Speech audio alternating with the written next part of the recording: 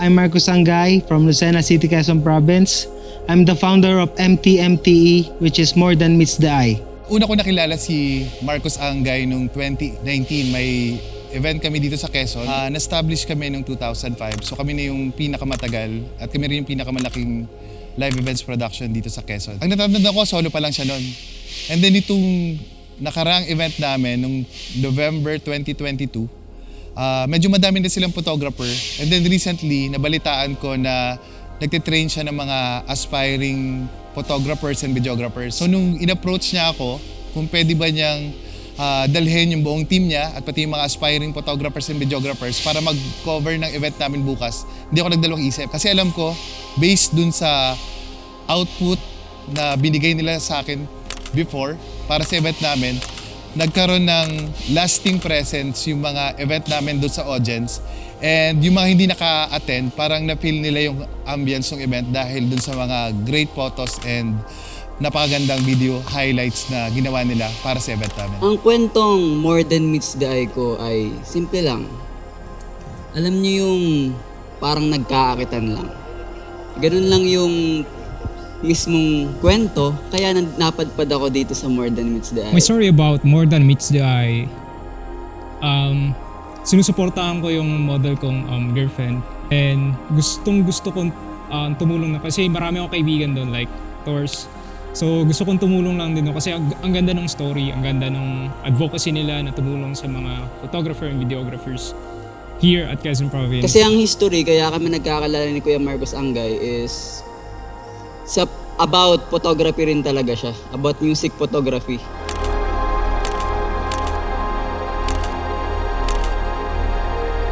Ngayon, biglang naisip ni Kuya Marcos Angay na, ay what if gumawa tayo ng sarili nating concert?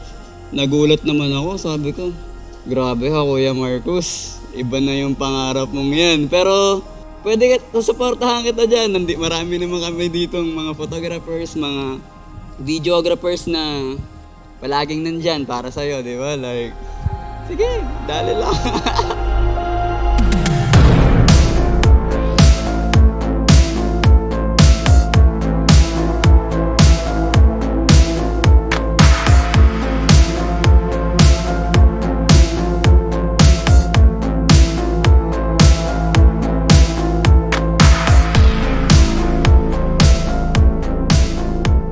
Naisip ko yung More Than Meets the Eye nung pagkatapos ko mag-photo sa concert sa Quezon. E nakita ko sa Facebook ng mga workshop pero puro siya non-related sa music. So yung passion ko kasi is music photography. So gusto kong parang mag-initiate ng workshop na may share ko yung skills ko and talents ko sa ibang photo na gusto mag-try mag-music photography. So I made this workshop called More Than Meets the Eye. Nagbe-benefit siya sa akin sa mga exposure. Lalo na kapag nag-workshop, pag nag-undergo na ng workshop, yung mga bata, hindi biro na nakikilala ng mga kabataan dito sa Quezon na, oh, may mga gantong klaseng artist pala meron sa Quezon. So yung exposure number 1 yun para sa akin. At the same time, nagbe-benefit siya sa amin kasi napaka-organic nitong event na to. Nangyayari siya ng halos lahat sa pagtutulong-tulungan. No money involved. Doon ako humanga kay Sir Marcos kung paano niya napaikot yung mga tao.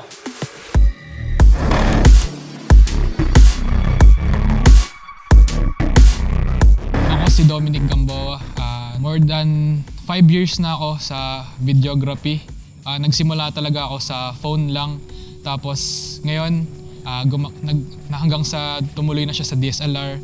And then kapag may mga nagagamit ako ng mga high-end na mga full-frame na camera, ayun, natututo ako dito. Ang mga bagay na na-realize ko nung hindi pa ako ma-attend ng More Than Meets the Eye na workshop, naging hands-on ako sa mga bagay na bukod sa technicalities na alam ko na karaniwan nating mapapanood sa mga YouTube videos, sa internet, at naturuan ako ng More Than Meets the Eye kung paano i-apply sa real world yung mga technicalities na karaniwang nakikita sa internet. Aside from technicalities na naturo sa akin ng internet, ay naturo sa akin ng More Than Meets the Eye kung paano ko kontrolin yung equipment kumpara sa mga mode na auto kung saan ako yung kinokontrol ng equipment na yun. Kaya siya tinawag na More Than Meets the Eye kasi lahat tayo may kanya-kanyang perspective. Gusto ko lang mahanap ng ibang aspiring artist or creative na mahanap nila yung kanilang unique perspective sa mundo, kaya More Than Meets the Eye. Nung nag-start ako personally, nahirapan akong maka-gain ng mga shoot sa concerts kasi personally wala akong portfolio that time. Nagpipilit pa akong kumausap ng mga connections, so ganon. Struggle pa since nga walang portfolio, kailangan kong mag-build ng connection para makapasok sa music scene ng Quezon.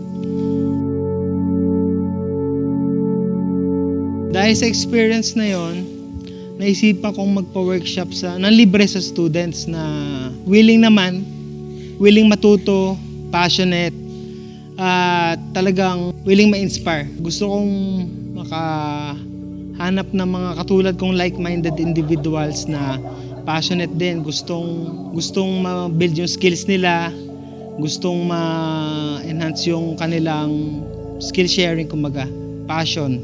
Hindi lang naman para sa students to, yung purpose ko din kasi, ako kasi mahilig ako sa music, so mga artist ang aking subject. Gusto ko ding ma-capture yung memories na pwede nilang i-market sa kanilang sarili, magamit for their exposure, two-way benefit for artists, for creatives, may support local talaga. So tingin ko magandang mission na kung anong kaya mong ibibigay sa ibang tao, why not give it while you can habang you're at your prime, kasi paglipas ng panahon, ang legacy lang natin may iwan ay memories na nakre-create natin. Sa ating kapwa, dapat positive ang may iwan nating legacy. It's really the message of the organization itself. So, hindi lang basta sa technicalities, hindi lang basta sa fundamentals ng photography and videography. More Than Meets the Eye, it really pushes you to the limit na hindi mo pa nakikita on your last version of yourself. Then, ang daming pwedeng maging kaibigan sa More Than Meets the Eye. Isa sa nagustuhan ko doon is that ang More Than Meets the Eye ay hindi lang basta training ground ng mga photographers and videographers. Mas masaya din kasi talaga yung feeling na nakakatulong ka sa iba, and mas masaya din yung feeling na natutulungan ka nila na maging ikaw, and mas, alam mo yun, yung parang natutulungan mo yung community mo. Ang laki din ng tulong para sa amin na magkaroon ng experience about that. Different events, different artists, and different messages na kaya mong mabigay sa community.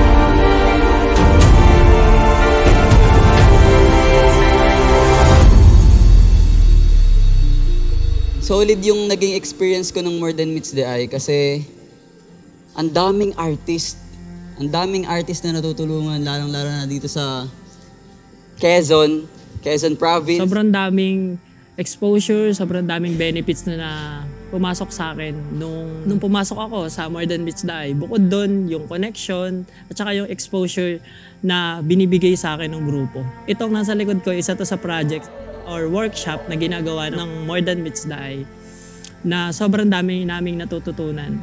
Yung composition, settings, yung camera, kung paano humawak, mga ganon. At bukod doon, pamala nung humawak ako ng camera, ang tingin ko sa kanya trabaho. Pero nung napapasok ako sa More Than Meets the Eye, nag-iba. Passion. Iba pala yung trabaho sa passion. Iba yung nangyari eh. Mas naging creative yung utak ko, yung iba't ibang mindset pumasok sa akin. Ako po si Costa Boy, isang rapper, isa sa naimbitahan ng More Than Meets the Eye from Quezon. Malaking tulong po ang More Than Meets the Eye sa isang tulad ko na nagsisimula pa lang para mabigyan kami ng exposure at sa mga gaya kong artists dito sa Quezon. Tumutulong po sila sa mga gaya namin para mabuksan ang mga pintuan, magkameron ng connection. Social media para makilala pa kami. At marami din ako natututunan, experience, pagkakasama ko sila. Lalo-lalo na sa mga shoot. Malaking tulong talaga More Than Meets the Eye. sa mga nagsisimula na artist na kagaya ko. Kaya wala akong masabi kundi maraming salamat. Pagpatuloy nyo lang and keep going. Let's go. Bilang local artist, parang ipaparamdam nila sa'yo na espesyal ka. Pag nagpe-perform ka, may mga nagvi-video sa mga gilid, nagbibigay ng mga magagandang output. Bilang ang kagandahan nun, nagbibigay ang kayo ng tigkabilang passion tulad na mag-share ka sa kanila ng music at sa kabilang banda naman, yung side na bibigyan ka rin nila ng magandang output ng mga videos, pictures, and yun. Ang naitulong nitong mga gantong bagay, nabibuild up yung confidence nyo tigkabilang side kasi may chance na parehas na bago kayo sa pinasok nyong ganitong larangan. Tulad nun, nagvi-video sila, mga bago lang sila, tapos nagpipicture. Bale, may enhance nila yung skills nila, tapos paganda na paganda yung magiging output. At ganun din naman sa side ng mga performers. Napopromote na yung business ko, itong clothing, tapos na ipapamahagi ko pa sa kanila yung art na nang dahil dito sa clothing na yun. Dito sa More Than Meets the Eye, marami naman ditong nag-guide sa atin. Sila Kuya Josh, sila Ate Isabela. Mas lalong minamahal ko itong ginagawa ko dahil sa More Than Meets the Eye. Nagkaroon itong More Than Meets the Eye, natutunan ko na, damn, ito yung tinasawag na support local. Grabe yung ginawa ni Kuya Marcos na pagsuporta na gumawa na siya ng sarili niyang workshop, gumawa na siya ng sarili niyang concert para lang, you know, may mga matutunan yung mga baguhan na photographers at mga videographers. Yun, isa ako sa mga sumusulong ng ganong idea na para mapalago ang mga local artists dito sa Quezon Province. What I like the most about More Than Meets the Eye is the message of it. Self-explanatory, hindi lang basta sa fundamentals, techniques, and skills ang dapat mong matutunan is that yung camaraderie sa co-creatives mo. Hindi yun basta-basta nakukuha ng iba and hindi yun basta-basta natututunan. It is something na hindi mababayaran ng kahit ano. And yun yung pinakang masarap sa passion na ganito. Yung matulungan mo yung iba and matuto ka sa iba. So isa yun sa pinakang gusto ko sa More Than Meets the Eye. Yung natututo ako na may mga ganito palang bagay na pwede palang magawa.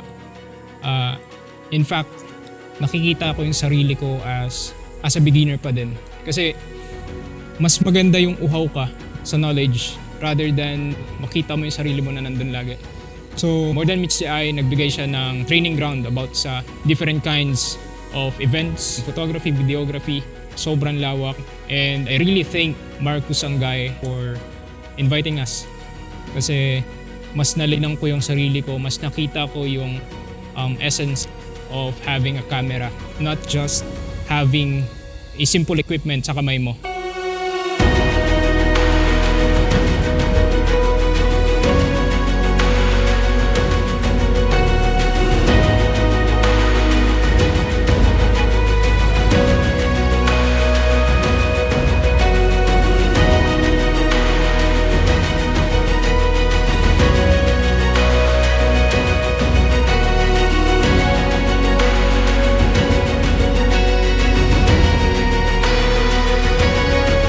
Burnout ka man, dapat nagliliyab pa rin sa puso mo yung gusto mong gawin.